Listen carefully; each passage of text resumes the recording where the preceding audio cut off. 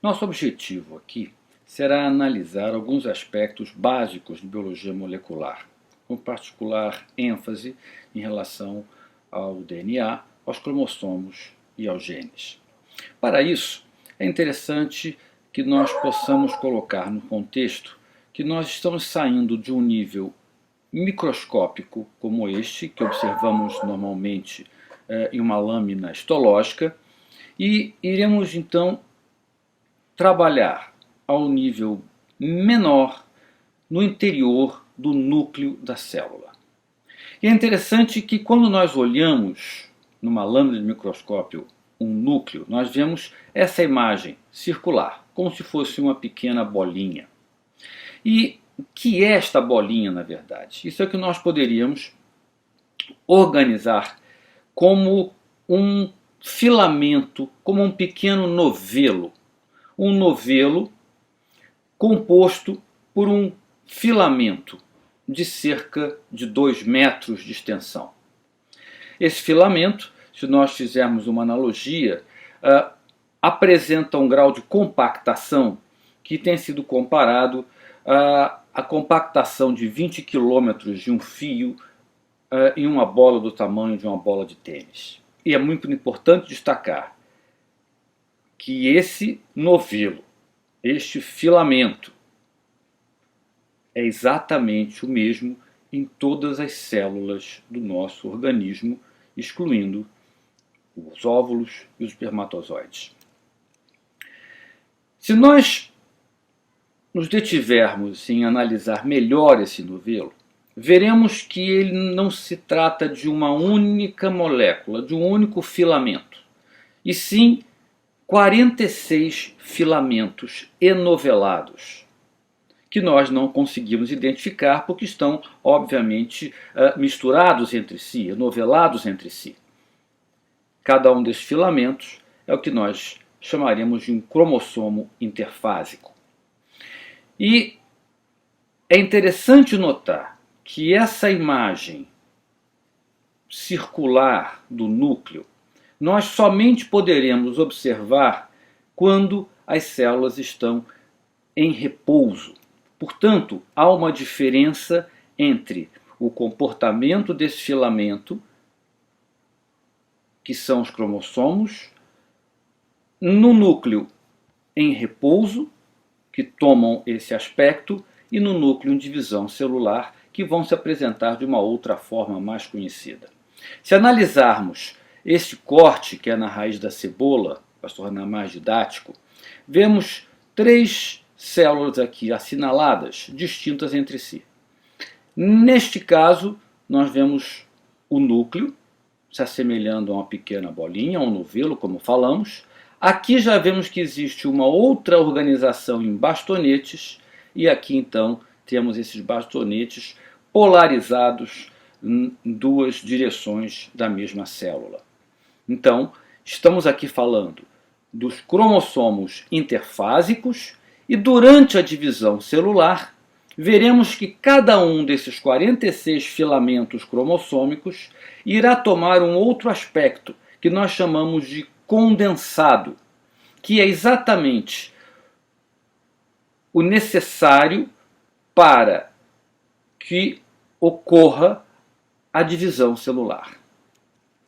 Então, quando nós olhamos uma célula destas, com os seus cromossomos identificados, veremos que existem, na verdade, 46 cromossomos, ou filamentos, como nós estamos chamando. Notando apenas que esses filamentos aqui são diferentes daqueles. Porque enquanto os cromossomos interfásicos, aqueles existentes, por exemplo, nesse momento desta célula, apresentam-se agora de uma forma diferente.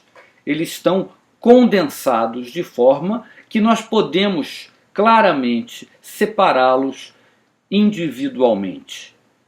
E vemos então aquilo que nós chamamos de um cariótipo, que são 46 cromossomos, agora chamados de cromossomos mitóticos, sendo, na verdade, 2 conjuntos de 23 cromossomos.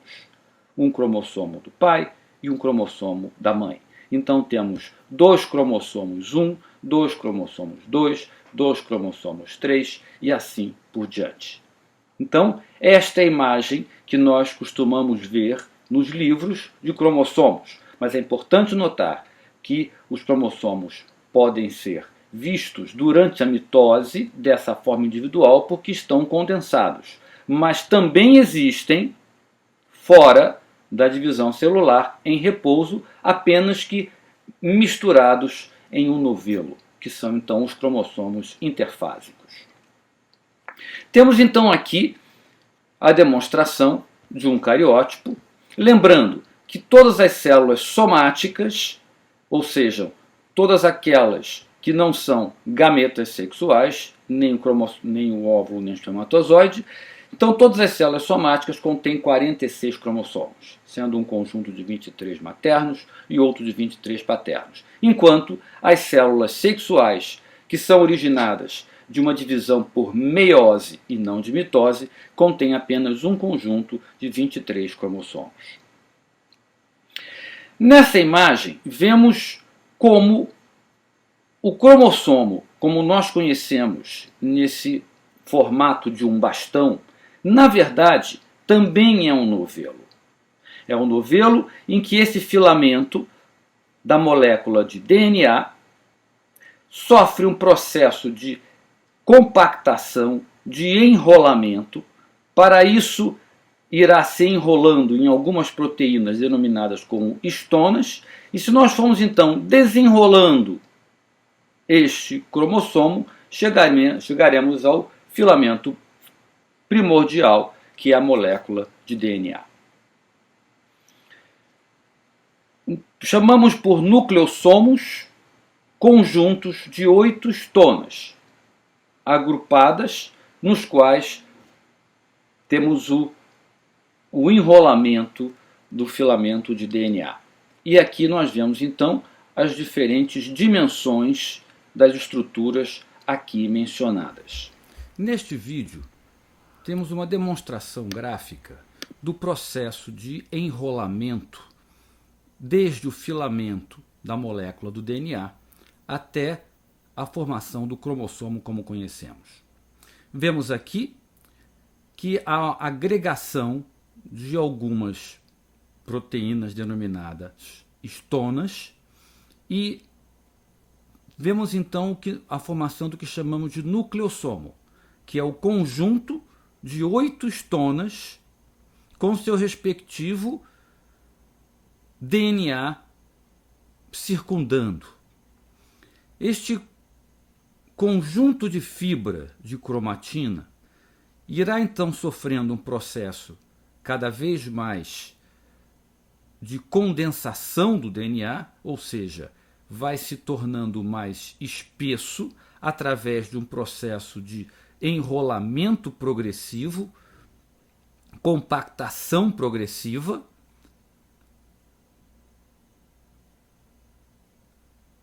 até que finalmente irá atingir a forma por nós conhecida. E reparem que isso está sendo evidenciado porque se trata de uma célula em divisão. Vemos então aqui a polarização dos cromossomos para cada extremidade da célula. São agora então cromossomos mitóticos e por isso identificáveis. Em relação à molécula do DNA propriamente dito, nós sabemos que se trata de uma molécula de dupla fita em espiral que poderíamos considerar como uma escada, talvez de uma forma mais esquemática, em que o corrimão a cada lado da escada é ligado ao outro através de degraus. Se nós olharmos melhor, veremos que esse corrimão, na verdade, é uma sequência de açúcares, no caso do DNA, desoxirribose, uma pentose, ligadas entre si através de ligações fosfato. E os degraus são compostos por ligações entre bases nitrogenadas, como aqui demonstrada. Por nucleotídeo, consideramos a unidade de um fosfato, um açúcar e a respectiva base nitrogenada, conforme aqui demonstrado. Uma sequência de nucleotídeos de cada lado da fita dupla.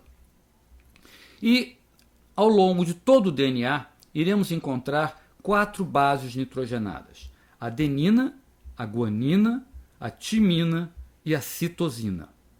E estas bases nitrogenadas, ao longo de toda a sequência do DNA, irão sempre se apresentar com ligações entre adenina e timina, citosina e guanina, como aqui demonstrado. São então fitas duplas e antiparalelas.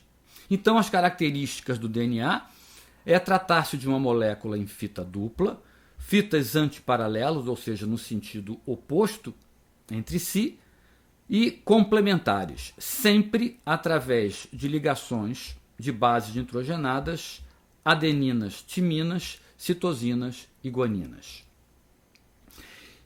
E é importante compreender que essa longa fita de DNA comporta cerca de 3,2 bilhões de pares de bases.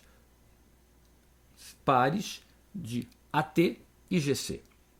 E que está contido de forma exata em todas as células somáticas do organismo, ou seja, aquelas excetuando-se os gametas. Um outro conceito importante de compreender é o que é o gene. O gene, dentro desta grande molécula de DNA, é um segmento que tem a função específica de codificar proteínas.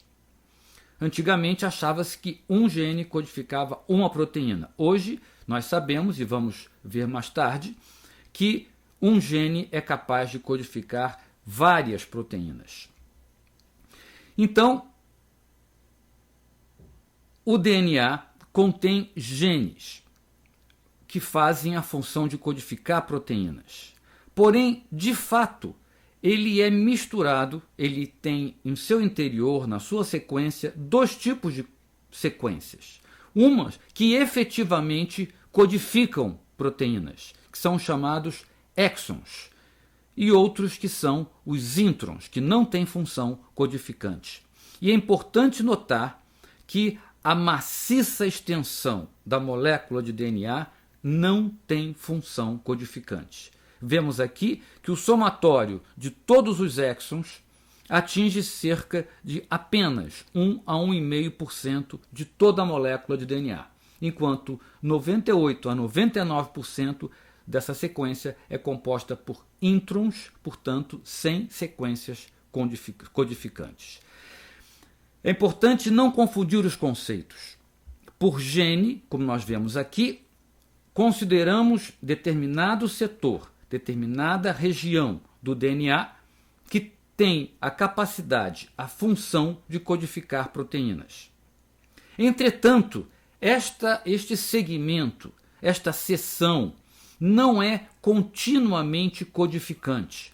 Como vemos aqui, ela apresenta-se de forma alternada, colocando sequências de exons, ou seja, que codificam proteínas, intercaladas com sequências de introns, que não codificam.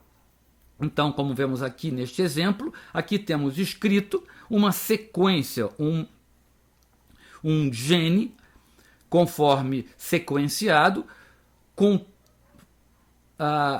as bases nitrogenadas que o compõem, e notamos que temos linhas brancas e linhas alaranjadas. As linhas brancas são linhas correspondentes a sequências de introns, que não têm função codificante, enquanto as sequências em laranja são chamados exons, que têm função codificante.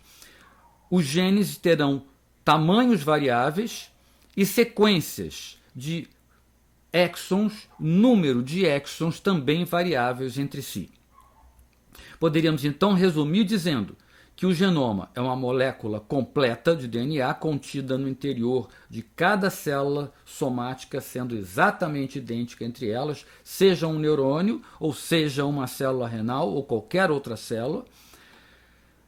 É uma sequência de cerca de 3,2 bilhões de pares de bases, dos quais apenas 1 a 1,5% apresentam função codificante. O projeto Genoma Humano, tanto através do seu setor público como privado, estimou a existência em torno de 40 mil genes no nosso genoma. Evidentemente, esses conceitos são ainda em avaliações, novas informações continuam surgindo a todo momento, mas o número que se trabalha hoje em dia é que o genoma humano tem em torno de 40 mil genes, sendo esses, evidentemente, os mesmos genes contidos em todas as células do organismo, todas as células somáticas do organismo.